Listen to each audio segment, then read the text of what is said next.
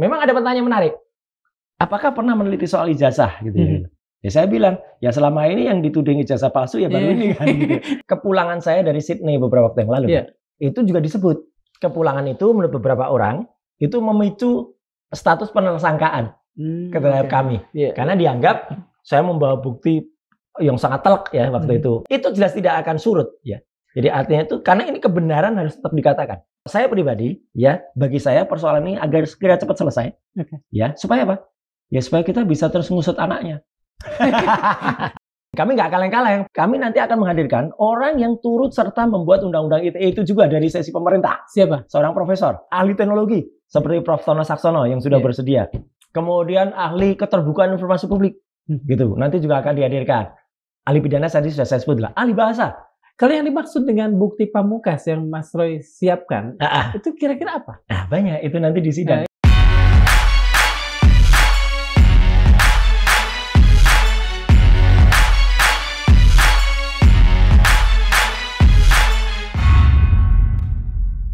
Bismillahirrahmanirrahim. Assalamualaikum warahmatullahi wabarakatuh. Sobat Madilog, pada Kamis lalu, Mas Roy Suryo dan kawan-kawan menjalani pemeriksaan di Polda Metro Jaya seiring status tersangka yang mereka sandang. Dari pemberitaan kita tahu, pemeriksaan berlangsung selama lebih dari 9 jam dan ada sekitar 300 sekian pertanyaan yang dibagi kepada 3 terperiksa ini. Angka-angka itu bisa kita baca, bisa kita dengar dari pemberitaan. Tetapi masih banyak pertanyaan menggantung, terutama pada bagaimana sebetulnya proses pemeriksaan terjadi, kemudian apa saja pertanyaan-pertanyaan yang dilontarkan dan harus dijawab oleh Mas Roy Suryo, atau sebaliknya, apa saja pertanyaan yang mungkin barangkali ditolak juga untuk dijawab oleh Mas Roy Suryo dan kawan-kawan. Nah, pada kesempatan ini, Madilog kembali menghadirkan orang yang berada di seberang penyidik langsung yang merasakan detik ke detik pemeriksaan itu. Mas Roy Suryo. Terima kasih Mas, alhamdulillah. Ya, alhamdulillah juga bisa hadir lagi di sini. Alhamdulillah bukan itu sebetulnya. Apa itu? Alhamdulillah Mas masih gembira, iyalah, masih bisa tersenyum. Makanya masih bisa hadir di sini. Masih bisa hadir. Dan menjadi bagian dari 300-an pertanyaan itu tadi. Itu. Ya, jadi kalau dirinci sebenarnya saya di ranking 2 sebenarnya. Karena yang paling banyak sahabat Mas Rismon, katanya, Pak Rismon, 157. Ya, saya 124. Kemudian Dr. Tifa itu 86 pertanyaan. Ya, tapi pertanyaannya mungkin jangan dilihat banyak sedikitnya.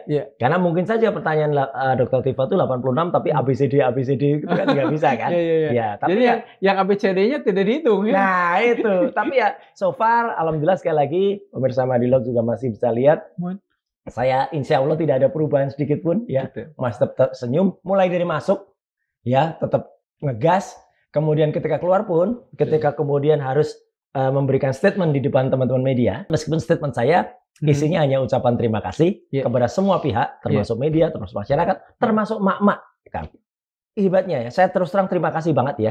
Selain kuasa hukum yang sudah standby sejak pagi, ada mak-mak yang sudah datang semenjak subuh. Bertahan beliau ya. Ya, dan saya tahu apa? Karena beliau-beliau itu kan memberikan foto gitu memposting. Dan satu lagi yang hebat ya. Kebetulan kan di Polda Metro Jaya itu di internal di dalamnya tuh kan ini ada cerita-cerita di balik gitu ya. Kan ada juga masjid yang sangat bagus. Dan itu 3 kali kami diberikan kesempatan kan. Semenjak zuhur ya, asar, jam 12 maghrib, ya. Kemudian asar ya jam 3:30, kemudian maghrib ya gitu. Nah, selalu ada rombongan dari ibu-ibu yang saya terus terang saja tidak tahu dari mana ya. Beliau-beliau itu mendoakan, melafalkan zikir, kemudian mendoakan dengan ayat-ayat suci Al-Qur'an ya. Dan ini hebatnya, bukan hanya kepada saya dan Dr. Tifa, tapi kepada Mas Rismon Hasyolan Sianipar. Padahal kita tahu, Mas Rismon kan tidak ke masjid, ya kan gitu. Inilah sebenarnya bentuk dari kerukunan beragama sesungguhnya di Indonesia. Ya, jadi ini harusnya yang terjadi di Indonesia, bukan malah kita dibenturkan dengan SARA gitu. Dan kenapa saya bilang benturkan dengan SARA? Karena kami pun Ada nanti Kang Darsa ketika nanti kita bicara soal pasal itu kan. Ya. Salah satu pasalnya kan soal sara juga gitu loh. Di pasal 28 itu kan tadinya ada soal sara juga. Yang itu coba dituduhkan. Saya harus mengatakan coba dituduhkan. Karena selain pasal sara, pasal 28 itu, ada juga pasal 32 dan 35 yang itu sempat dikatakan oleh Pak Kapolda. Manipulasi itu ya? Iya gitu. Saya tidak menyalahkan Pak Irjen Asep ya. Mungkin beliau hanya mendapatkan masukan yang kurang tepat saja dari anak buahnya. Atau dari ahli-ahli dalam tanda kutip, ahli-ahlinya Termul yang sebenarnya tidak paham dengan itu. Gitu. Dan mereka kemudian memberikan masukan yang salah. Dan ini mengorbankan institusi kepolisian.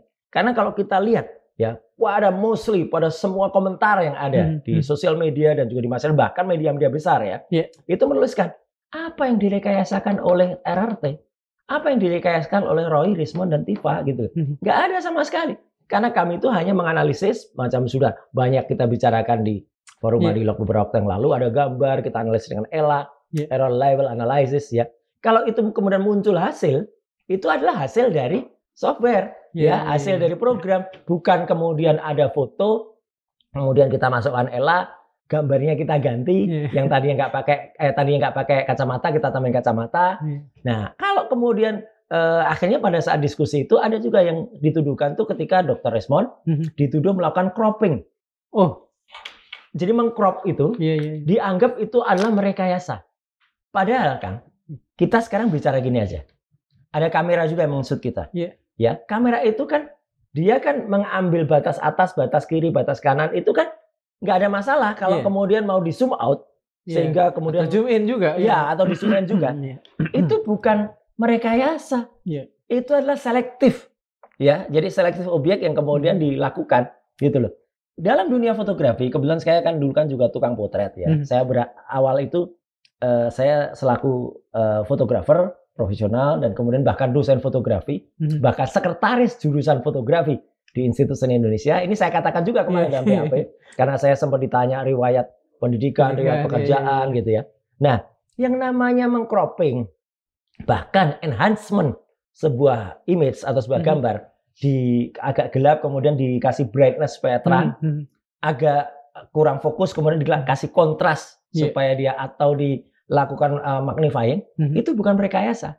Kecuali mengedit. Kecuali misalnya misalnya ada gambar Pak Habibie di sini, ya. Kemudian Pak Habibie pada tangannya diganti tangan orang lain. Itu baru memanipulasi. Itu baru memanipulasi. Atau rekaman suara yang tadinya 1 menit. Kalau 1 menit dipotong jadi setengah menit, tetapi pemotongannya tuh cut to cut, ya, artinya depannya dikurangi karena mungkin hanya intro yang nggak penting, hanya atmosfer. Kemudian ketika inti pembicaraan, setelah itu nggak penting lagi, itu bukan memanipulasi. Itu adalah cut to cut. Kecuali dari yang setengah menit, dijadikan 1 menit, tapi di antara tengah-tengahnya di-insert sesuatu audio lain, atau kalau foto tadi ditambahkan gambar lain, itu baru namanya memanipulasi, gitu loh. Nah, itu yang kemudian sempat nanti kita diskusikan ketika pada pertanyaan, itu adalah hal-hal yang kami sanggah. Tapi intinya kembali ke soal pertanyaan itu, ya alhamdulillah tadi betul Kang Darsa. Jadi ada yang beberapa yang perlu saya jawab, ada yang sekali lagi tidak perlu saya jawab. Contohnya begini, pada surat pemanggilan itu masih tercantum lokus dan tempus yang salah gitu loh. Artinya di situ tercantum tanggal 22 Januari 2025 ya. Nah, saya ketika kemudian ditanya, apa itu 22 Januari gitu loh. Sekali lagi saya juga pernah sampaikan di sini. Saya nggak hadir di situ. Itu pertanyaan diulang lagi? Diulang lagi. Artinya dalam surat itu tertulis lagi. Tersurat lah. Bukannya tersirat. Tersurat lagi dalam. Eksplisit. Sehingga bahkan, tapi penyidik sebenarnya mencoba mengakali. Dengan kata-kata dimulai. Nah, dimulai pada tanggal itu. Saya bilang nggak boleh dimulai. Nanti seenaknya aja nambah-nambahin di belakangnya kan. Gitu kan. Dan kita juga lihat. Joko Widodo itu melaporkan pada tanggal 30 April. Kalaupun misalnya kita mau mengikuti selera penyidik, diawali tanggal 22 Januari, diakhiri tanggal 30 April, itu pun juga meleset, banyak sekali meleset, ada banyak tautan-tautan video itu di luar range itu. Jadi kan sebenarnya ini siapa sih ini yang mesan kayak gitu. Dan kemudian sekali lagi ini yang paling penting ya, saya terus terang hormat dan salut kepada Pak Kapolda ya, yang kemudian sangat hati-hati. Tapi kan masukan kepada beliau itu kan miss gitu. Yang memeriksa Mas Roy siapa dan apa pangkatnya? Ya, kalau pangkatnya sih nama saya menghormati, nggak boleh saya sebut ya. Tapi pangkatnya Ibtu ya, Inspektur 1. Kemudian ada ya yang membantu seorang brigadir. Tapi yang hebat Ibtu itu kan kapten ya? Iya, betul. Itu kapten ya. Kemudian ada yang ketika pembantu. kasus saya diperiksa oleh kolonel. Wih, hebat banget. Sangat hebat kalau kolonel. Iyalah. Ya, makanya saya bertanya kenapa Ibtu? Itu kan kapten. Enggak apa-apa, memang tapi yang hebat gini. Ya. Saya terus terang juga terima kasih ya kepada Pak Kombes ya, Pak Komisaris Besar Polisi Dr. Imanuddin. Itu sekarang di Reskrim ya, pejabat di Reskrim yang baru ya. Beliau masuk ke ruangan saya dan dengan sangat ramahnya, ini enggak saya tutup-tutupin. Dengan sangat ramahnya kemudian menyapa, Pak Roy, gitu, ayo kita ngobrol kita. Bahkan ya semoga di tempat lain juga sama ya. Gitu. Artinya gini, bukan hanya ke kami RRT, tapi semoga pola ini juga terjadi pada terperiksa atau bahkan tersangka saya. Kami diajak makan, ya, kemudian dikasih snack yang saya tulis kalau dalam tulisan saya sehari setelahnya kan saya nulis snack dari bakery yang mahal, yang terkenal. Holland. Nggak usah disebut ya. Emang pasang iklan di Badilog? Nah itulah. Jadi enak. Pasang iklan dong. Ya itu betul. Enak ya gitu. Berbagai macam ya. Mulai dari warna ada sus ada apa gitu. Nah tapi dengan segala hormat, saya menghormati juga para mak-mak dan juga teman-teman yang di luar membersamai saya. Saya kalau ketika makan siang ya, saya keluar dan ketika sholat juga. Kemudian saya bersama mereka itu di kantin.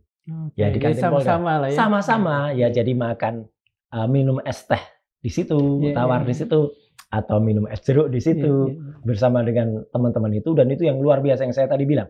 Ya semenjak subuh mereka sudah ada. Mereka baru kenal saat itu ya Mas Roy? Ada yang baru kenal saat itu. Dan ada yang Pak Roy foto ya gini. Oke, saya juga terima kasih. Karena apa? Sekedar begitu saja kan mereka sudah sangat senang dan apalagi saya, ya gitu. Mereka kan saya kan bilang kebalik Bu, saya yang berterima kasih kepada ibu-ibu, saya yang berterima kasih bahwa ada laskar yang juga datang ya, jadi berbaju laskar. Ada juga Pak Khalid Nidar, dari nelayan Banten, dari PIK, ya dari Banten, membawa bukan pasukan lah, membawa rombongannya dan hebat lagi. Ada seorang profesor yang saya kagumi, insya Allah beliau pasti akan bersedia kalau diundang di Madilog. Namanya Profesor Tono Saksono. Ya, itu adalah ahli digital imaging juga. Profesor dari UGM, lulusan geodesi awalnya, tapi kemudian mempelajari soal digital imaging di Amerika, kemudian di London, dan beliau itu saya kira sangat tepat karena beliau itu lulus jauh sebelum saya ya, lulusnya kalau nggak salah beliau itu 79 ya, gitu lulusnya ya, gitu. Kemudian sempat mempelajari dengan peralatan-peralatan yang analog. Kan mungkin Kang Darsa dan juga pemirsa Madilog sering juga mendengarkan saya dan Dr. Ridwan itu disalahkan karena meriksanya secara digital. Ya kan? Itu ijazah itu kan analog, kertas. Kok diperiksa secara digital? Meskipun saya terangkan juga, sudah sering saya terangkan. Kita periksa sidik jari sekarang, daktiloskopi itu bisa secara scanner fingerprint sekarang. Wajah kalau kita ke stasiun Gambir itu diperiksanya secara face recognizer. Sambil jalan aja kan? Iya, bahkan bayi yang ada di dalam kandungan itu diperiksanya secara USG kan nggak perlu ke analog. Nah, beliau bisa sangat menjelaskan bagaimana perkembangan pengubahan ketika beliau itu memeriksa dengan alat-alat lama, alat analog. Beliau ini juga turut menyelidiki, menganalisis ijazah. Betul. Betul. Jadi beliau itu sempat bahkan ketika awal-awal dulu Dr. Resmond pertama kali speak up soal skripsi yang diteliti soal ijazah di bulan Maret April, Prof. Tono Saksono ini sebenarnya sempat membuat postingan dan banyak di-quote. Hanya saja kemudian belum banyak dimunculkan dan alhamdulillahnya beliau bersedia membantu kami ya untuk menjadi ahli dan alhamdulillahnya lagi Profesor Tono itu hadir di kemarin itu dan ketemu beliau tuh reunian. Ini reuni beneran nih, bukan reunian ya dengan beberapa purnawirawan TNI yang hadir di situ. Ada ketemu dengan Pak Laksamana Ma'amur ya, yang kemudian juga ikut hadir. Kemudian ketemu dengan sahabat-sahabat yang itu ada videonya. Saya udah lebih dari 40 tahun nih nggak ketemu ini. Ya itulah berkah di balik ini semua. Iya, betul, Jadi betul. artinya begini, Kang Darsa. Di balik itu, sebelum kita cerita yang ada di dalamnya, di luar itu ya, saya sekali lagi harus mengucapkan terima kasih ya kepada para relawan beneran ini ya, kepada para yang mendoakan, bukan yang mendoakan saya dan Dokter Tifa, mendoakan Resmond juga meskipun berbeda kepercayaan itu luar biasa. Itu toleransi antar umat beragama yang luar biasa. Bahkan Dokter Tifa yang saya tahu sempat didoakan juga bareng-bareng gitu ya gitu. Kemudian ada juga bapak-bapak yang kemudian artinya mengajak kita juga untuk membaca doa.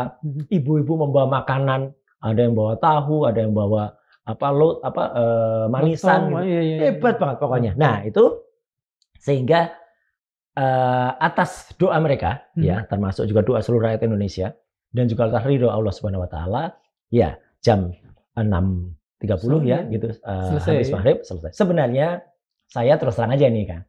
Jam 3 sore itu, asar itu saya sudah selesai sebenarnya. Udah tanda tangan pada satu set yang pertama. Kan kita disuruh bikin. Tapi nggak enak urusannya ya? Iya, karena kami diminta untuk menunggu. Pak, agak menunggu dulu karena yang 2 belum selesai. Oke, gitu. Ya, gitulah gitu cerita. Dari semua pertanyaan, 124 kalau ya, saya 124. Apa pertanyaan yang menurut Mas Roy paling berat, paling sulit? Apalah gitu. Bukan berat tapi sulit. Tetapi pertanyaan yang harus saya tangkal. Karena pertanyaan itu langsung dikaitkan dengan upaya merekayasa dan mengedit. Oke. Dan itu kaitannya adalah dengan Undang-Undang ITE yang 3635 itu ya. 3235. Yang saya lucunya kan gini ya gitu. Jadi saya harus tersenyum kecil gitu. Karena kan undang-undang itu saya dulu ikut buat. Pasal itu, pasal 30 dan 35 itu untuk misalnya dulu saya cerita orang membuat transfer atau orang membuat yang tadinya gambarnya itu palsu seolah-olah dianggap asli. Lah kok kemudian ditimpakan kepada kami yang memeriksa. Kalau kami memeriksa dokumen, kemudian kami melakukan enhancement terhadap dokumen, terus dianggap itu merekayasa, ya kalau gitu bukan hanya kami. Para penyidik itu pun bisa dikenakan undang-undang itu. Kan saya sering membantu dulu di kepolisian. Misalnya ada perampokan di sebuah ATM supermarket. Gambarnya tidak terlalu jelas. Saya dulu beratusan kali diminta untuk melakukan pembesaran terhadap misalnya ada pas foto, plat nomor, yang kemudian plat nomornya nggak jelas. Ya gitu Pak. Kita kan harus mengejar tuh perampoknya atau mengejar peristiwa. Ya udah, gambar itu saya maximizing dengan software, kemudian saya lakukan misalnya untuk membuat dia sharpening ya, supaya lebih tajam ya. Nah, kalau itu dianggap rekayasa, ya udah para penjahat nggak tertangkap semua dong gitu. Dan para penyidik juga bisa kena. Ini kan udah itu saya jelaskan gitu. Kemudian pasal itu kenapa dituduhkan? Lagi-lagi ini kan pasal selundupan. Yang kalau dalam kita sering menyebutnya dalam film Ada Apa Dengan Cinta itu diucapkan oleh si cinta. Jahat itu ya. Jahat.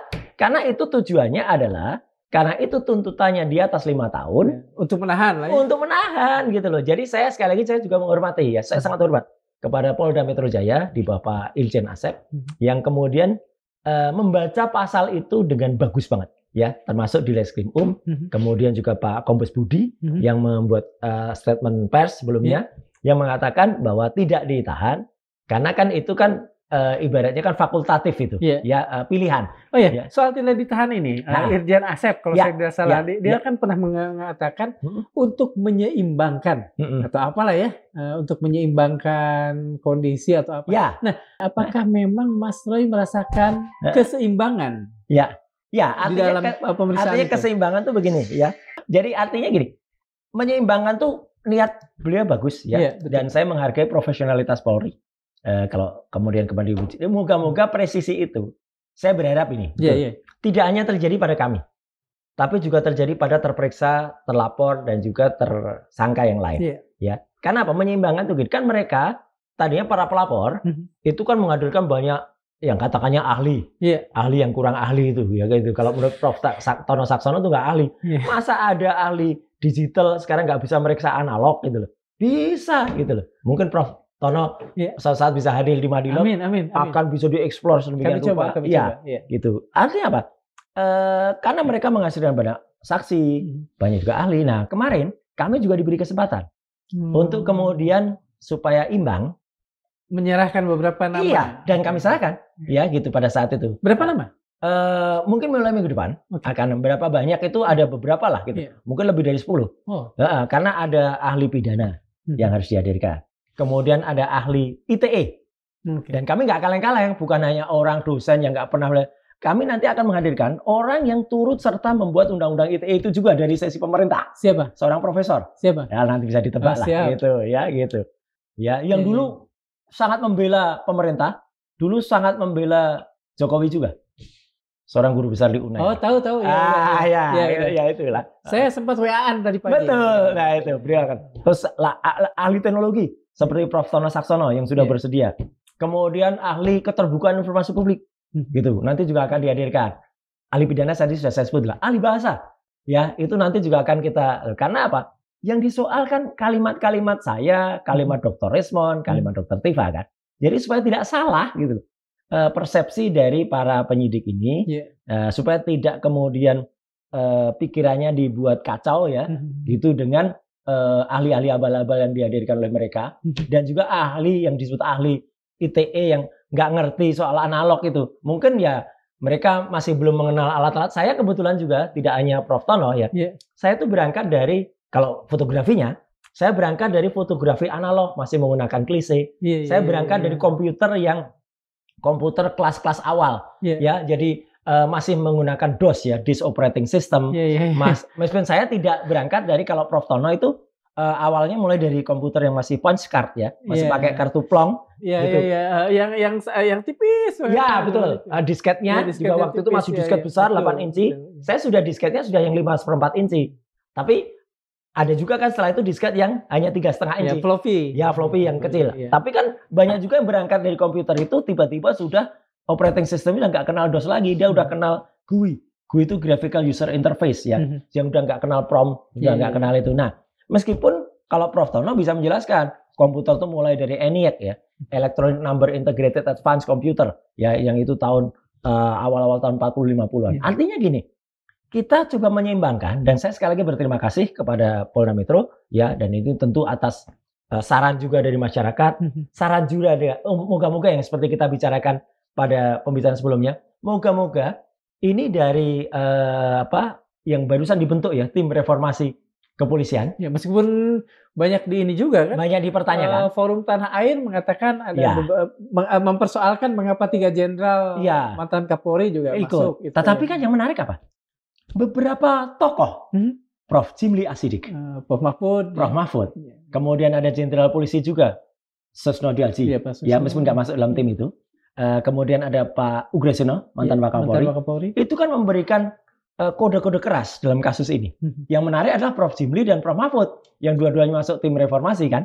Itu kan menyampaikan bahwa kami ini sebenarnya tidak bisa ditahan terlebih dahulu atau tidak bisa diperkarakan sebelum perkara intinya soal ijazah.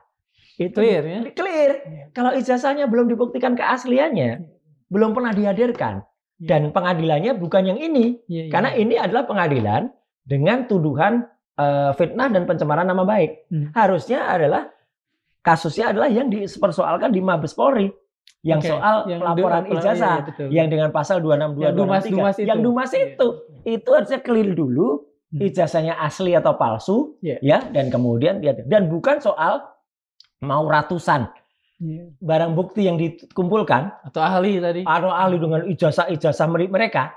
Nggak ada gunanya kalau satu ijazah milik Joko Widodo itu belum dihadirkan. Kan kemudian yang dianggap berat ini adalah pertanyaan yang berkaitan dengan manipulasi. Pasal 32 dan 35 dan manipulasi editing. Ya. Dijelaskan oleh Mas. Ya, saya jelaskan. Setelah dapat penjelasan, saya lebih menjelaskan kepada, saya nggak mau masuk ke materi memang. Karena kalau saya masuk ke materi, saya dianggap menyetujui itu. Saya tangkal dulu soal pasal-pasalnya. Jadi saya memberikan keterangan panjang lebar itu dengan pengetahuan saya selaku pembuat undang-undang ITE, ya gitu, ikut membuat ya, bukan saya membuat saja. Dan ini kan sisi plus ya sebetulnya. Iya, itu kan menjadi referensi yang sangat bagus bagi kepolisian khususnya, kepada masyarakat umumnya. Dan kemudian saya juga diminta untuk menjelaskan, waktu itu ada tambahan pertanyaan, kasus-kasus apa saja yang saya pernah teliti. Ya, saya harus menjelaskan. Ketika dulu awalnya, saya pada awal tahun 2000-an dulu, sebelum tahun 2000 itu menyidik, atau diminta untuk BIA, Badan Intelijen ABRI waktu itu, untuk meneliti rekaman suara bocoran percakapan telepon antara Presiden Habibie dan Jaksa Galip Agung ya. Adi Galip. Iya, Adi Galip ya. Tahun 97. Ya betul, itu Ya. saya Mas yang meneliti dan saya diminta untuk Saya kepencatan. masih di satu institusi lah, satu majalah Iya. sekarang udah almarhum Panji. Betul, masih di Panji. Ya gitu, masih bersama Mbak Uni dan kawan-kawan. Iya, Mbak Uni. Ya, jadi belum Mbak Uni, masih belum Pak ya? Subahasa almarhum. Oke, iya ya Pak Subahasa, ya. Salah seorang pemain Iya, film G30S. Ya, itu ya. Aidit. Wah, ini tuh rokoknya banyak banget. Ya. Yang kedua, saya juga menceritakan, maaf ini harus saya ceritakan dengan segala hormat. Saya juga meneliti foto mantan presiden waktu itu, Gus Dur. Dengan Arianti. Boris Tepu. Boris Betul. Tepu ya. Iya, betul. itu majalahnya Forum. Iya, waktu itu. Iya, jadi saya juga diminta. Dan itu yang saya lakukan kan penelitiannya juga analog. Iya, iya. Film yang saya periksa itu adalah film jadi satu roll film yang isi 12 ya, bukan 24, bukan 36. Iya, iya. Film isi 12 yang memang ada orang yang kalau beli film isi 12 edisi hemat lah. betul, edisi hemat, supaya cepet-cepet bisa dicuci dan dicetak. Iya, iya. Itu, dan setelah itu saya ceritakan banyak sekali kasus yang saya periksa. Mulai dari artis-artis sekelas Ariel, Luna Maya, Cut Tari, dan itu semua atas permintaan Polda Metro Jaya. Kebanyakan. Mabes Polri juga ada. Berarti kasus audisi sabun juga Mas juga kan? Ada, iya, yang itu melibatkan kawan kita, ya, seorang bukan jurnalis ya, produser di salah satu TV. Ya itu juga yang waktu itu ada cutnya juga itu, yang ikut ada di situ. Dan banyak banget anggota DPR yang calon Menteri Agama waktu itu, ya kan, gitu. Kemudian dengan seorang wanita, itu kemudian metodenya juga saya jelaskan. Artinya gini, kita tuh meneliti kayak gitu tuh bukan mulai dari ini saja. Sudah semenjak zaman analog, kemudian berubah ya, dan alhamdulillah sekali lagi kami mendapatkan amunisi yang sangat bagus ya, tambahan amunisi dari Prof. Tono Saksono yang jauh lebih senior lagi, dan beliau itu sudah secara langsung meneliti soal font. Beliau juga memiliki pendapat yang sama soal Times News Roman, kemudian meneliti soal keanehan-keanehan itu, dan kalau beliau juga mengatakan kalau itu beliau lantang ya, berani menyuarakan di luar kemarin ketika menunggui kami ya, itu juga jelas banget beliau lantang menyuarakan ini tidak bisa yang namanya editing dan kemudian rekayasa itu diterapkan karena mereka nggak pernah melakukan editing dan rekayasa. Itu benar, sama sekali kami nggak melakukan itu. Dan lagi-lagi harus saya ulangi di sini, kalau orang yang melakukan rekayasa pertama kali dan menyebarkan, ya itulah namanya kader PSI itu si Dian Sandi itu, yang dia memotret tanpa izin sebelumnya, ya dia akhirnya minta izin, tapi sesudahnya. Kemudian motretnya tidak proporsional, agak miring. Nah itu kan sudah mengubah perspektif sebenarnya. Itu kalau dalam istilah fotografi itu namanya cacat paralaks. Paralel aksesnya berubah. Itu kalau orang motret, biasanya kalau kita motret gedung, supaya gedungnya nggak miring, harus pakai lensa khusus ya, lensa yang bisa ngatur paralaks itu, kemudian supaya dia lurus gini. Gitu. Mas, setelah diterangkan, apa respon dari kalau respon dari Pak Penyidik bagus sih. Semua keterangan saya dimasukkan, ya, termasuk tambahan ahli yang kami minta tadi juga dimasukkan. Meskipun juga beberapa pertanyaan yang tidak terkait dengan lokus dan tempus, lagi-lagi tetap saya jawab itu nggak ada hubungannya dengan lokus dan tempus tanggal 22 Januari. Jadi kalau nggak ada hubungan dengan tanggal 22 Januari, tiba-tiba meloncat ke ada rekaman, bahkan saya diminta untuk ada rekamannya. Rekaman itu adalah rekaman yang menghadirkan narsumnya adalah Bang Rismon. Saya diminta untuk memberi komentar. Ya saya bilang, benar. Iyalah. Karena apa? Karena saksi itu atau tersangka itu harus bisa menceritakan apa yang dia lihat sendiri, apa yang dia dengar sendiri. Bukan hanya melalui video. Kalau hanya dengan video, sebenarnya harusnya saya teliti dulu atau kita teliti dulu video itu asli atau rekayasa, iya kan? Apakah jenis pertanyaan tadi yang meminta Mas Roy mengomentari orang lain, Mas Rismon, itu termasuk pertanyaan yang menurut Mas Roy menggiring lah atau penuh manipulasi lah? Ya, saya tidak menyatakan menggiring atau manipulasi, tapi itu pertanyaan yang harus saya tolak. Karena apa? Karena itu saya kemudian kalau dalam bahasa hukumnya, saya diminta menyampaikan testimonium di auditu. Saya menyampaikan testimoni, statement berdasarkan hanya pendengaran. Kan nggak boleh. Harus yang bukan dari data primer ya? Betul. Harus yang saya lihat secara langsung atau harus yang saya dengar, kecuali ketika beliau rekam. Misalnya beliau diundang di Madilog ini, saya ada di sana, situ, ya, oke. saya ikut mendengarkan. Nah itu baru boleh. Tapi kan nggak begitu. Kami kalau datang ke podcast kan sendiri-sendiri. Seberapa banyak pertanyaan seperti ini? Banyak. Ada beberapa. Iya, ada beberapa. Itu satu, yang lain? Meskipun juga ya rata-rata pertanyaannya Bang Resmond dikonfirmasikan ke saya. Okay. Kemudian ada yang lucu lagi. Ada yang tanggal 16 April, meskipun itu masuk dalam range sampai dengan 30 ya. Pertanyaan soal kejadian beberapa kawan yang datang ke Solo. Oh ya, yang dari Jogja ke Solo itu. Lah saya juga nggak menjawab. Karena saya nggak datang ke Solo. Iya. Ya kan tanggal 15 malam itu kebetulan ada reuni. Persisnya pertanyaannya seperti apa? Ya, apa yang Anda tahu tentang peristiwa tanggal 16 April dan kemudian siapa-siapa saja. Dan setelah itu ada juga koma lagi, ya. Kenalkah dengan ini yang tidak ada di. Saya tolak jawaban. Sejak dari awal sudah saya tolak.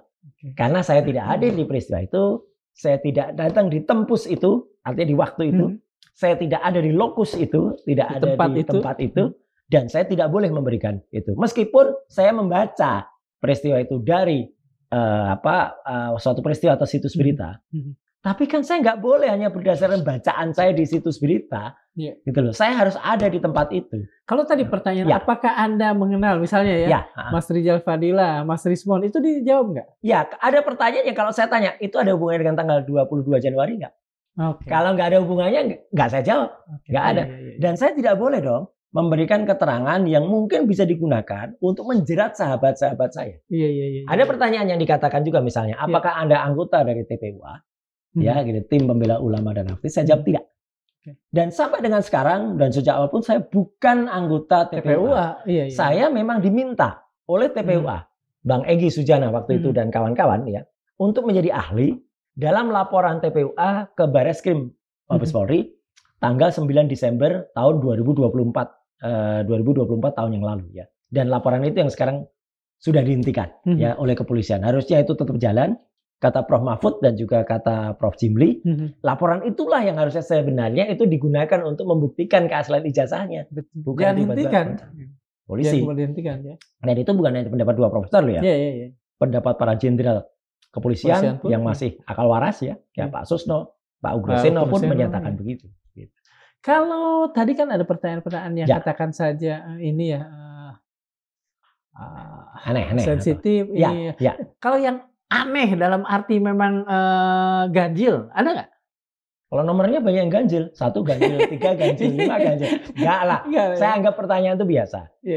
Saya tidak boleh menilai pertanyaan itu baik dan buruk. Itu betul. Pasti udah pertanyaan yang dibuat sebaik-baiknya oleh para penyidik.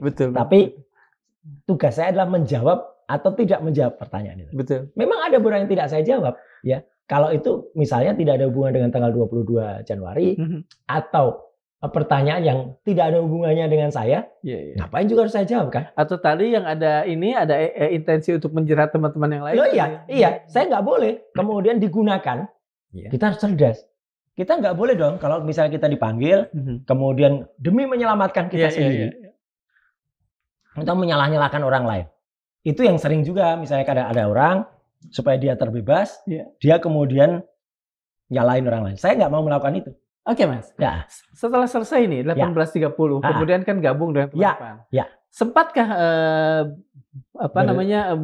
ngobrol yang kemudian Mas melihat bahwa di sisi Mas pertanyaan-pertanyaan ini kemudian tidak dijawab, tapi pada di sisi Mbak Tifa, Dr. Tifa atau di sisi Dr. Rismond ada pertanyaan-pertanyaan sejenis yang dijawab. Saya harus jujur menyatakan saya menghormati privasi mereka. Kalau mereka tidak cerita, saya nggak perlu tanya. Kan nggak etis juga saya tanya, Mas, Anda tadi ditanya apa? Jawab apa? Enggak. Saya sangat yakin Dr. Tifa dan Dr. Rismond sudah memiliki pengetahuan dan kecakapan yang bagus dan mumpuni untuk bisa melakukan seperti itu. Dan ternyata setelah di luar, baru saya juga tahu. Kalau Dr. Rismond juga mengatakan, wah apa hubungannya saya dengan itu nggak saya jawab. Tapi kalau yang soal editing dan rekayasa gitu, Dr. Rismond artinya pertanyaan-pertanyaan sejenis juga diberikan dari statement yang disampaikan tanpa saya tanya. Betul. Dr. Rismond menyatakan itu di luar setelah selesai.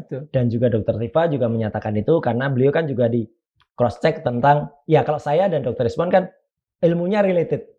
Dr. Rismond soal digital forensik, saya soal telematika. Lagi-lagi Mas, telematika itu bukan hanya soal IT saja. telematika itu kan telekomunikasi, multimedia, dan informatika. Sehingga sebenarnya referensi soal analog, referensi soal digital, itu bisa saya ceritakan. Kenapa saya harus cerita soal fotografi?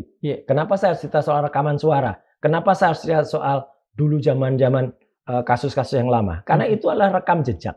Ketika proses itu masih berlangsung mulai dari analog sampai dengan sekarang. Jadi kalau ada ahli yang baru belajarnya digital sekarang, tidak bisa dia menyamakan pengetahuan dia, sepicik pengetahuan dia kepada harusnya referensi seperti yang nanti akan disampaikan oleh Prof. Thomas Saxono. Iya, karena apa? Karena dia bisa saja mengatakan, oh itu nggak bisa, itu kan analog. Kami nggak boleh meneliti analog karena kami digital.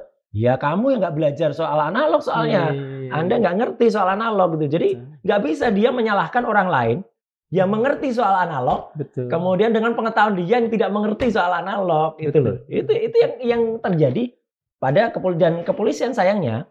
Kemudian sempat kalau ini tidak imbang, maka saya betul-betul menghargai Polda Metro Jaya ketika kemudian menyeimbangkan ini supaya menerima. Berarti apa yang dilakukan Polda Metro Jaya pada sisi itu betul-betul sangat Mas apresiasi. Bagus. Ya? Jujur, saya kalau A mengatakan A, kalau B saya mengatakan B.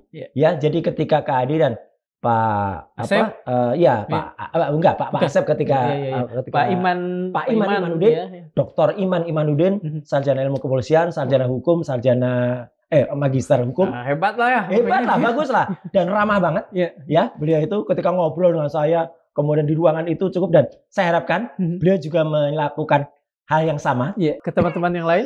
Saya ke kasus-kasus yang lain. Moga-moga begitu.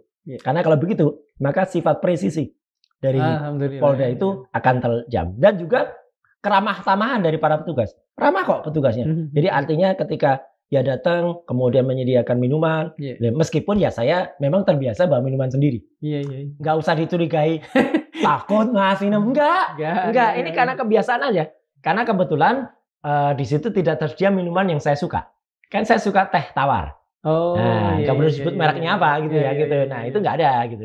Kemudian saya makan di luar bersama dengan yang lain, ketemu teman-teman yang lain, dan ada juga Bang Saididu yang ada di luar, ada juga Mas Refli, ada juga di samping lawyer saya ya, ada Ustadz Kasudin, ada Pak Petrus dan lain sebagainya, ada Pak Taufik, itu juga ada semua. Kalau pertanyaan yang katakan saja tiba-tiba kemudian Mas merasa pertanyaan itu menyentuh karena kemudian berhubungan dengan keluarga, dengan istri mungkin apa? Enggak ada. Selain soal CV. Kalau kurikulum vitae wajar ditanyakan kan. Nama ayah, nama ibu gitu. Tapi kan saya bilang, dulu kan udah ditanyakan pada saat penyelidikan. Tinggal kopas saja gitu kan.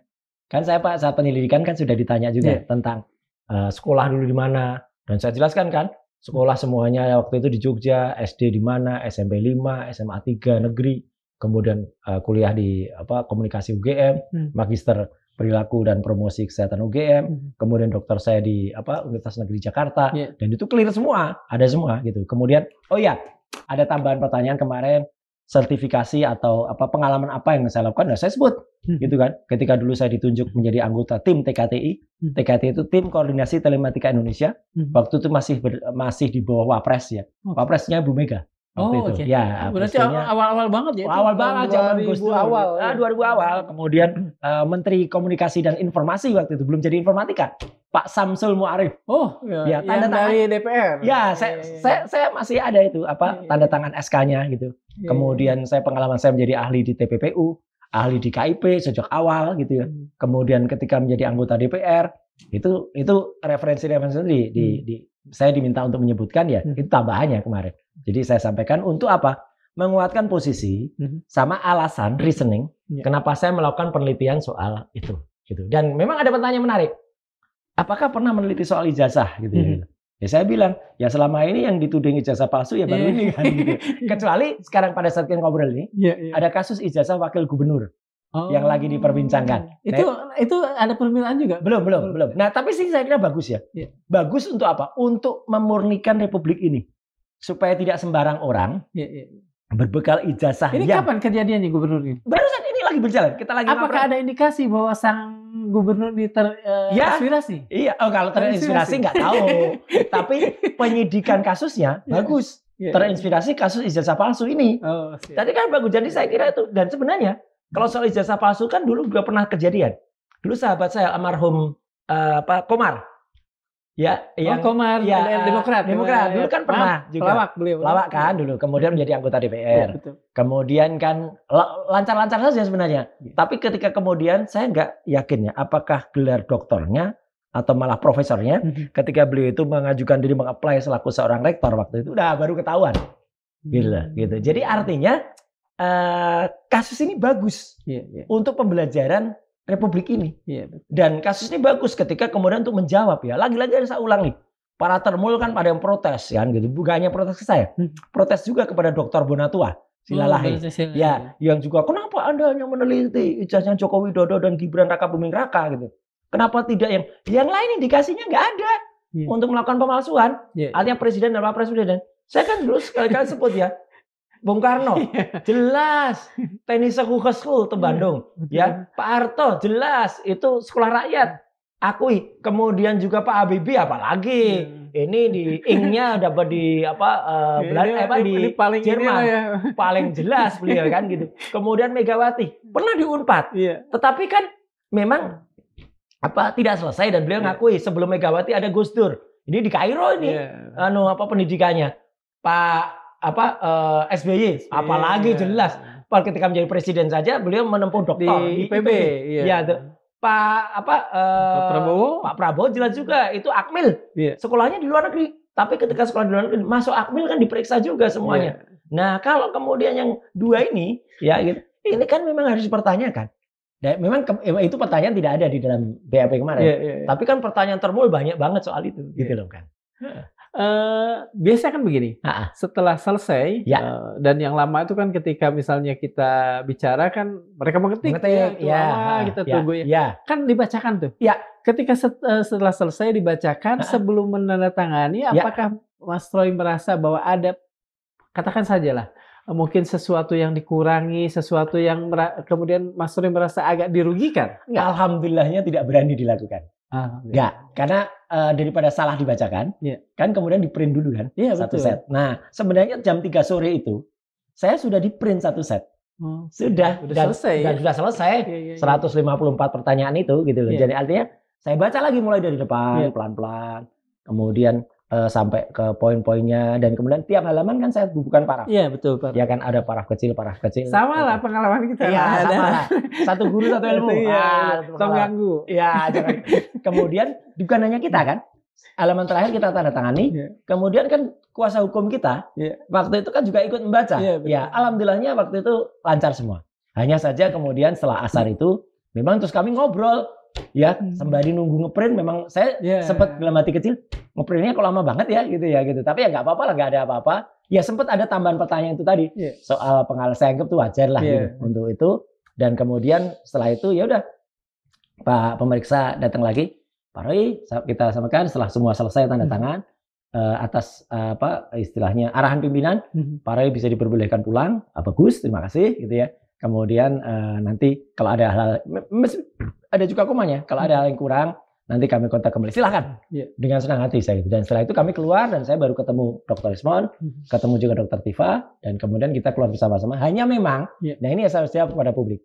Memang pada saat di dalam itu Dr. Resmond dan juga Dr. Tifa itu menyatakan, udah deh nanti yang sampaikan Mas Roy aja deh gitu. Ya mungkin mereka capek bisa. Ya lelah, mungkin juga kemudian nggak selera untuk bicara. Sebentar, kan ada serangan dari kelompok tertentu ya.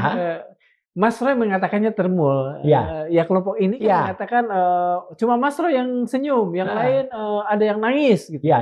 Bisa dijelaskan nggak? Kalau itu kebetulan kan saya nggak lihat langsung. Saya hanya memang betul. Saya melihat video Bu Kurnia, bukan Dr. Tifa loh ya. Jadi salah tuh para teman mengatakan Dr. Tifa nangis-nangis. Enggak. Itu yang memang terharu. Itu adalah Bu Kurnia. Tapi nangis itu kan juga sebenarnya bisa juga nangis gembira. Nangis haru kan bisa. Betul. Dr. Resmond mungkin karena beliau itu ya didampingi istrinya ya ketika datang.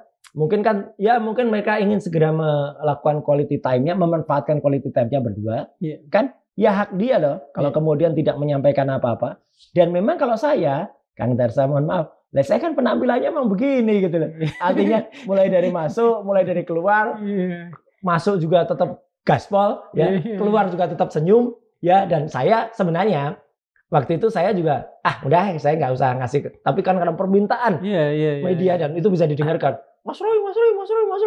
Ya udah, memang betul malam hari itu saya dengan segala hormat harus menolak ya. Gitu beberapa permintaan untuk datang ke studio. Banyak banget itu yang minta ya. Bahkan Mas nggak usar ke studio, ke sini aja deh. Kita live dari nggak deh. Malam hari ini saya menghormati semua pihak. Ya, saya menghormati, termasuk menghormati Polda Metro, termasuk menghormati tokoh-tokoh yang tadinya hadir yang sudah membersamai semenjak pagi. Kan nggak juga lah, ngapain juga nanti berlama-lama. Itu sudah setengah 10 waktu itu. Ya, jadi nunggunya kan cukup lama. Kemudian teman media juga sudah semenjak dari pagi. Saya keluar bersama sahabat para lawyer ya, ada juga Mas Refli dan ada juga Bang Saididu, ada juga teman-teman yang lain ya. Ya kita hormati semua lah gitu. Ada Bang Aka juga meskipun sebentar kemudian Mas Ahmad Kosinudin harus live gitu ke TV lain. Tapi kan saya waktu itu kan juga sebenarnya harus ada live di Interupsi, harus ada live di Merah Putih lah, harus di mana gitu. Dan ada ini kan sebetulnya ada WA dari saya juga. Oh iya, untuk mampir. Tapi kan saya kan nggak mungkin bawa handphone ketika pemeriksaan, gitu loh. Jadi artinya saya baru pegang handphone lagi setelah saya keluar ketemu dengan lawyer, yang kemudian lawyer menyerahkan lagi handphone ke saya, baru di situ saya baca gitu Kang Darsa gitu. Dan terjadilah ngobrol kita sekarang. Gitu. Mas begini, kan ada pernyataan dari Bang Rizwan. Kalau misalnya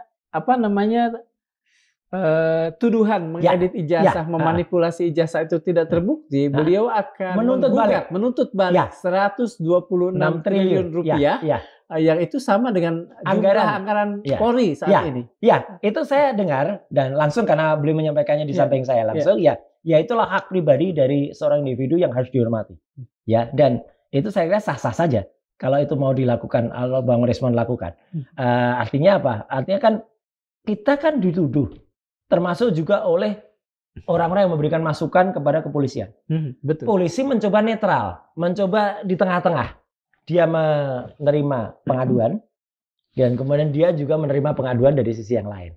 Nah, kalau polisi kemudian menjalankan pengaduan yang pertama, wajar kan? Kalau pengaduan ini ternyata tidak terbukti. Ya wajar juga polisi kemudian menerima juga pengaduan dari sisi Bang Rizwan. Betul. Iya kan? Untuk kemudian diteruskan. Ya saya kira kita tunggu. Posisi Mas Roy akan sangat mendukung Bang Rizwan. Kalau itu yang terjadi. Mendukung dalam arti kemudian pelaporannya. Iya, mendukung bukan maksudnya mendukung juga dengan katakan saja sama-sama melakukan gugatan atau apa? Ya, mendukungnya saya niat itu saya dukung. Ya gitu. Kalau saya sebenarnya dari awal kan termasuk ya garis besar saja. Ada orang mendukung, oh ini karena terbukti nantinya misalnya menggunakan ijazah palsu, Joko Widodo itu harus penjara. Saya terus terang Kang Darsa, saya termasuk orang yang sebenarnya tidak sampai harus sejauh itu. Meskipun dari pihak sana termul juga mengatakan pidanakan baju orange, baju anu. Saya sih senyum aja selalu. Saya tidak ada sedikit pun niatan kalau dalam bahasa Jawa itu sekuku ireng pun ya untuk memenjarakan Joko Widodo. Saya hanya minta kejujuran dan kenegarawanan. Kalimat saya ini konsisten sejak awal. Dia cukup jujur saja atau cukup berkata jujur saja atau menjadi seorang negarawan. Kalau dia memang tidak benar, ya katakanlah enggak. Cukup perkara nanti itu ada konsekuensi hukumnya. Dia pernah menjadi presiden, kemudian ada konsekuensi hukum tata negara yang harus ditanggung. Itu dua urusan Mas Roy. Itu bukan urusan saya. Gitu. Jadi dibalik. Kalau kemudian kembali ke pertanyaan tadi, apakah saya harus menuntut triliunan? Ya, yang penting adalah kami dikembalikan hak-hak kami. Kami dikembalikan nama baik kami. Ya, kami tidak mengedit, kami tidak merekayasa, itu cukup gitu bagi saya. Jadi kalau itu tuduhan triliun itu cukup dan untuk ibaratnya pembelajaran saja. Ya, mungkin itu perlu ada gugatan balik. Tapi artinya tidak perlu saya harus mempidanakan gitu kalau itu. Tapi intinya saya tetap mendukung Bang Rizwan. Ya, tetapi intinya kalau saya pribadi ya bagi saya persoalan ini agar segera cepat selesai. Ya, supaya apa? Ya supaya kita bisa terus ngusut anaknya.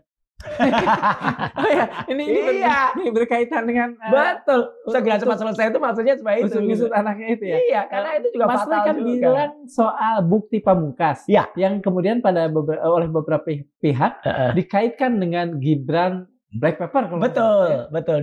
Dan buku itu bagiannya Bang Rizwan sudah selesai. Boleh kita di-spill dikit aja kalau ini kalau tidak mengganggu ya. Itu ada hubungannya dengan yang saya ceritakan panjang lebar, kepulangan saya dari Sydney beberapa waktu yang lalu, itu juga disebut. Kepulangan itu menurut beberapa orang itu memicu status penersangkaan. ke terhadap Oke. kami. Iya. Karena dianggap saya membawa bukti yang sangat telak ya waktu itu, ijazah dari Insert Iya, University dari Insert UTS, kemudian pengakuan teman-teman yang jelas-jelas ada di sana dan mereka tidak pernah melihat sosok Gibran, bahkan ada Profesor Profesor Z Adnan, ada juga dosen dari UTS ya. Ya itu semua masuk dalam buku Gibran Black Paper ini. Gibran Black Paper atau bagiannya sudah kemarin ditunjukkan oleh Bang Resmond sebagai Gibran Endgame ya gitu. Nah, itu jelas tidak akan surut ya. Jadi artinya itu karena ini kebenaran harus tetap dikatakan. Kalau yang dimaksud dengan bukti pamungkas yang Mas Roy siapkan, itu kira-kira apa? Nah, banyak itu nanti di sidang kalau sampai ke sidang. Betul. Tapi kalau tidak sampai di sidang pun ya insya Allah masyarakat nanti tetap akan bisa membaca. Ya. Tapi sebenarnya gini, kasus persoalan ijazah Jokowi itu kalau bagi kami sebenarnya sudah selesai. Dengan terbitnya buku Jokowi White Paper dan ada beberapa temuan lanjutan. Temuan lanjutan itu sangat memperkuat. Temuan dari Dr. Bonatu Asilalahi, temuan dari teman-teman yang ini teman-teman ITB sekarang yang sedang dikejar oleh Dr. Leoni Ledia, dikejar oleh Pak Lukas, kemudian teman-temannya Pak Eros Jarot dan kawan-kawan ya. Itu adalah bukti-bukti. Oh, Lukas Suwarso maksudnya. Lukas Suwarso, ya Pak Eros Jarot, kemudian ada teman-teman Mas Akhyar, gitu, kemudian juga Mas Anas, itu yang dari ITB, yang mereka juga mengejar bukti seperti buktinya yang dilakukan oleh Dr. Bonatua. Ya, itu adalah tambahan-tambahan atau vitamin lah bagi penguat buku Jokowi White Paper. Suplemen ya gitu. Jadi artinya soal itu sebenarnya sudah clear. Ya gitu. Nah, sekarang karena masih ada yang mempermasalahkan dan mengadukan mempidanakan kami, mengkriminalisasi kami, ya kami jawab dulu itu. Terbitnya Jokowi White Paper ini semacam blessing juga ya, Mas? Oh iya sih sebenarnya, betul. Dan buku ini kan ketika sidang berlangsung, kalaupun sampai pada persidangan, itu kan masih tetap bisa dinikmati orang. Sangat bisa dinikmati, meskipun ada juga para termul yang mengatakan buku itu harus disita, buku itu harus dimusnahkan. Ini zaman kapan? Makanya kita kok kembali kayak zaman Tan Malaka aja gitu loh, gitu ya kan? Ini saya pemikiran-pemikiran beliau soal Madilog lagi gitu kan juga kemudian dilarang. Yang membakar buku itu kan zaman apa? Hepatia ya? Iya. Mesir, waduh, berapa ratus tahun. Terus zaman 1258 di Mongol, sama lagu. Iya. Masa sekarang harus terjadi lagi? Makanya. Tapi sebenarnya kalau lihat zaman-zaman dulu, kita ingat pada kearifan lokal bangsa kita, Mas. Iya itu wayang. Bumi gonjang-ganjing, langit kelap-kelap. Ini sebenarnya biar jelas semua ya, Kang. Kenapa saya kadang-kadang membawa wayang? Dan untuk kedua kalinya di Madilog ini saya bawakan wayang. Karena sebenarnya kalau kita mau belajar, kita bisa belajar zaman-zaman tahun-tahun dulu 1200-an. Bahkan wayang ini pun itu kan sebenarnya sudah ada di Indonesia jauh sebelum ketika misalnya pengaruh dari agama. Jauh sebelum Islam masuk, bahkan jauh sebelum Hindu masuk. Jauh sebelum Buddha masuk. Itu kan juga sebenarnya wayang ini sudah ada juga di benar-benar di asli Indonesia. Awalnya memang kan ini supaya orang juga semua mudeng ya. Kenapa saya selalu membawa wayang? Awalnya kan memang cerita ini diilhami oleh India. Iya. Ya dengan kisah Ramayana dan Mahabharata. Tapi khusus di Indonesia uniknya muncullah tokoh-tokoh seperti Semar. Ya. Nah ini Semar. Ini Semar beneran, bukan Semar termul. Karena ada yang namanya Semar juga itu ya. Kemudian Gareng. Ini Semar beneran. Ini Semar Badranaya. Ya kalau dia titisan dari Batara Ismaya. Betul. Memang Batara Ismaya dia dewa kan. Iya betul. Kemudian tokohnya kalau urut ya kita biasanya harus menyebutnya secara urut. Semar, kemudian ada namanya Gareng ya.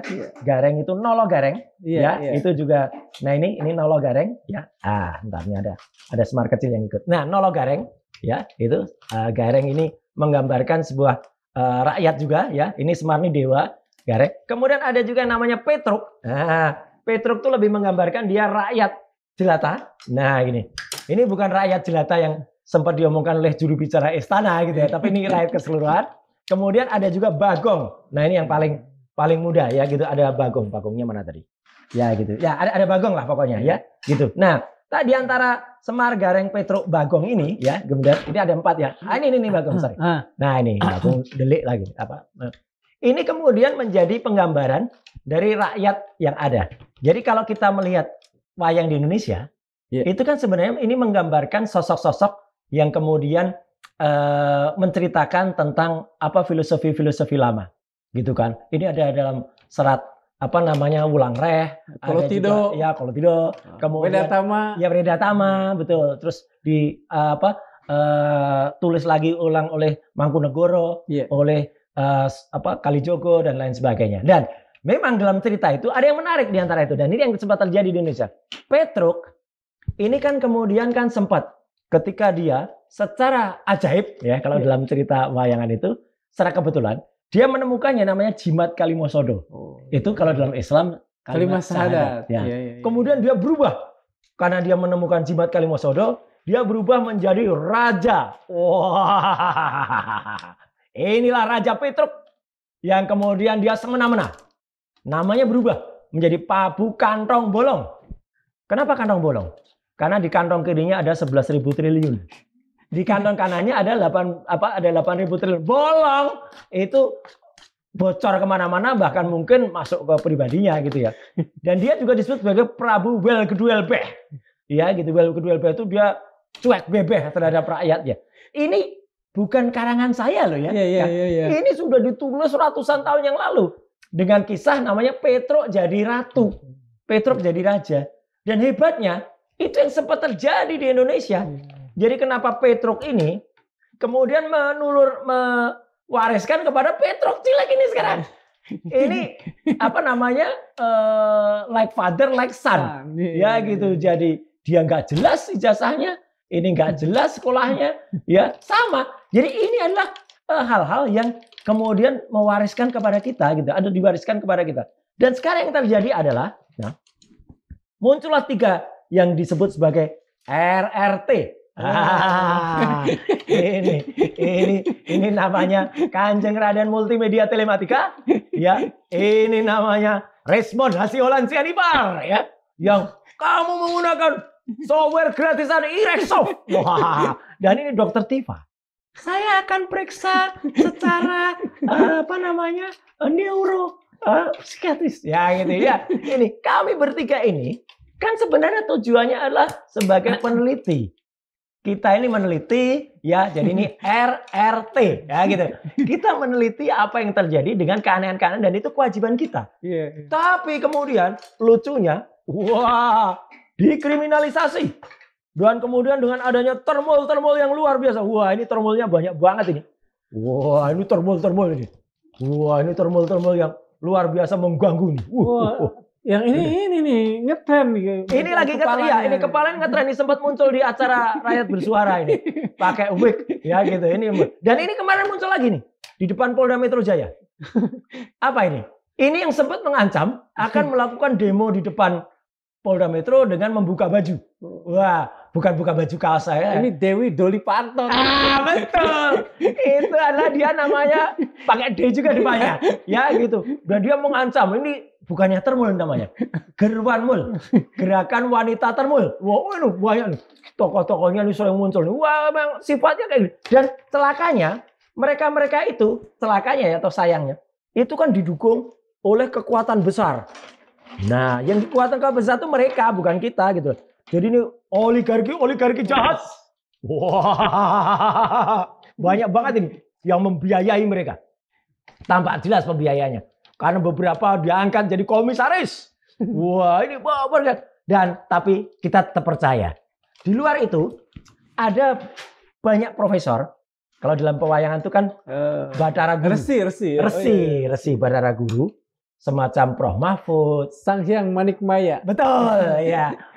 Prof. Jimli, kemudian ada juga jenderal-jenderal polisi. Meskipun ini saya gambarkan dengan cakil, tapi ya moga-moga mereka itu bisa memberi masukan yang bagus ya gitu kepada presiden gitu ya. Dan presiden kita, wah ini raja juga ini ya. Memang tidak setinggi Petruk. Moga-moga bisa arif dan bijaksana. Amin. Di dalam kemudian melakukan penegak hukumnya gitu. Jadi ini presiden kita yang kita ngobrol ini barusan melepas tamu dari Yordania tadi. Itu. Jadi moga-moga aku tidak menjadi korban karena beliau berkata gini. Ini aneh. Di zaman Petruk ada 2 anak bangsa yang waktu itu ketika dia sekarang Petruknya udah nggak raja lagi, udah ganti inilah. Di zaman Petruk itu ada 2 anak bangsa yang waktu itu dikorbankan, dipidanakan. Bambang Tri dan apa namanya Gus Nur. iya. Kok sekarang tiba-tiba ada 8? 8 tuh angkaku. Trok, kamu jangan ngawur gitu ya. Ini angka saya itu 8 itu.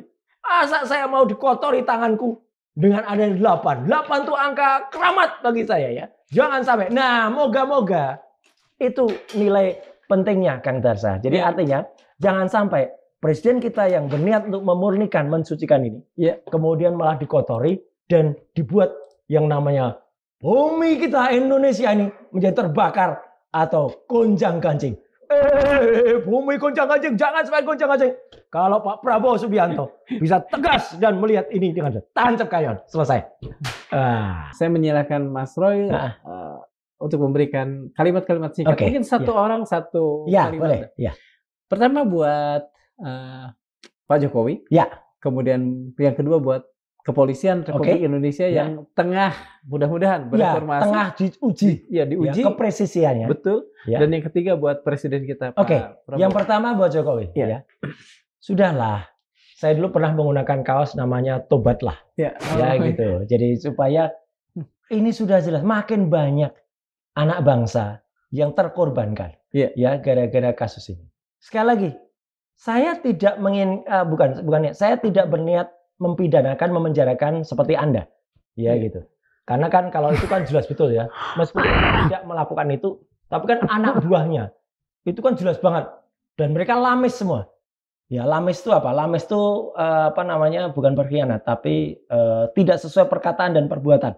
Ya, mereka ketika tahu kami tidak ditahan kemarin, kemudian langsung bilang, kami senang tidak ditahan. Apa wong sehari sebelumnya mereka gitu. Bahkan ada yang mengancam kan melakukan tindakan yang tadi dilakukan oleh saudari D tadi ya. Nah, ini kan ancamannya yang mereka lakukan kan tadinya mau melakukan ini gitu ya.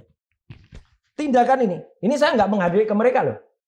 Ini namanya asusila. Asu anjing yang sedang bersila.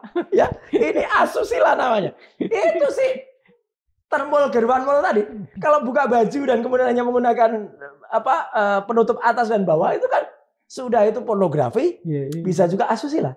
Jadi tolonglah rakyat tuh jangan kemudian masih dikotori dengan pendukung-pendukungmu yang kemudian malah melakukan tindakan yang tidak cerdas. Kalau asusila janganlah. Kucing sila boleh ya gitu. Nah, yang kedua, Kepolisian Republik Indonesia. Saya dengan hati yang paling dalam, saya mengucapkan terima kasih dan saya salut atas upaya kemarin. Yang juga saya tidak perlu memuji terlalu tinggi karena nggak perlu dipuji, tapi betul. Saya tidak perlu menghujat kalau saya tidak perlu menghujat. Proporsif saja, objektif saja. Kalau memang A ya katakan A, kalau B katakan B. Kalau memang itu ternyata nanti terbukti para profesor yang sudah dihadirkan yang netral, para ahli yang dihadirkan itu benar-benar bisa memberikan gambar yang clear, jangan pernah malu untuk menarik atau untuk mencabut atau untuk melakukan tindakan. Karena daripada malu nanti di belakang, kan ada yang mengatakan daripada menghukum 1.000 orang yang tidak bersalah, bersalah ya gitu. Yang lebih baik menyelamatkan satu orang yang bersalah. Daripada menghukum 1.000 orang. Daripada ratusan bukti yang dikumpulkan itu kan katanya ada 700 bukti. Tapi ternyata buktinya itu abal-abal. Lebih hadirkan satu bukti kalau memang itu ada ijazah Jokowi yang sebenarnya kalau ada. Ya, tapi saya tetap salut kepada kepolisian. Moga-moga polisi bisa makin reformis, makin bagus. Amin. Nah, terakhir kepada Pak Prabowo Subianto sebagai gambaran wayang tadi, ya. Pak Prabowo cukup melihat ini dengan helikopter view saja, ya. Tentu tidak perlu diharapkan ya Pak Prabowo turun ke bawah cawe-cawe. Jangan, nanti malah dianggap tidak netral. Betul. Lakukan instruksi kepada anak buah Anda untuk melakukan sesuai dengan SOP, ya, standard operating procedure, lakukan sesuai dengan undang-undang yang berlaku. Jangan melesetkan undang, apalagi yang menarik kan. Ketika ada penerapan masih KUHP yang lama, ini sudah di pertengahan bulan November. Sebenarnya kan 1,5 tahun lagi undang-undang baru akan berlaku, KUHP 2023. Yang itu banyak banget mencabut pasal-pasal yang dituduhkan di dalam pasal-pasal yang ke kami. Gitu. Jadi kan lucu banget kalau nantinya misalnya itu persidangan berlangsung dengan undang-undang yang sudah obsolete gitu loh. Pak Prabowo, kami dukung Anda kalau Anda objektif. Artinya tidak sesuai dengan zeitgeist. Elan zaman. Betul. Zamannya sudah berubah. Masih dilakukan dengan undang-undang yang obsolete. Tapi sekali lagi kita ingin Indonesia tetap tegak lurus, ya, kita ingin murnikan dan tetap pada satu kata terakhir, ya. Prinsip saya adalah utamakan kejujuran dan kenegarawanan. Itu. Terima kasih Mas Roy. Terima kasih Kang Dasa. Sobat Madilog, di negeri yang sehat, pertanyaan adalah jalan menuju kebenaran. Tapi di negeri yang sedang sakit, pertanyaan bisa berubah menjadi alat untuk menakut-nakuti. Apa yang dialami Mas Roy hari ini bukan sekadar cerita seorang tersangka. Ini cermin besar tentang bagaimana negara memperlakukan warganya ketika warganya itu bertanya terlalu jauh. Seperti kata Eric Fromm, inhumanity is the result of the depersonalization. Kebiadaban lahir dari tindakan mempreteli manusia dari kemanusiaan. Apa yang terjadi dalam kasus ini akan menentukan apakah hukum kita masih mengenali manusia di balik suatu kritik atau hanya melihat ancaman pada setiap suara yang tidak tunduk. Kita ingat pesan Nabi Muhammad SAW, sebaik-baik jihad adalah menyampaikan kebenaran di hadapan penguasa yang zalim. Hadis riwayat Abu Dawud dan Tirmizi. Pesan itu bukan ajakan untuk memberontak, tetapi peringatan bahwa kebenaran moral adalah fondasi sebuah bangsa. Negara diuji bukan ketika ia memuji warganya, tetapi ketika ia berhadapan dengan warganya yang bertanya. Terima kasih. Assalamualaikum warahmatullahi wabarakatuh. Waalaikumsalam warahmatullahi wabarakatuh. Ya. Terima kasih Mas Roy. Terima kasih.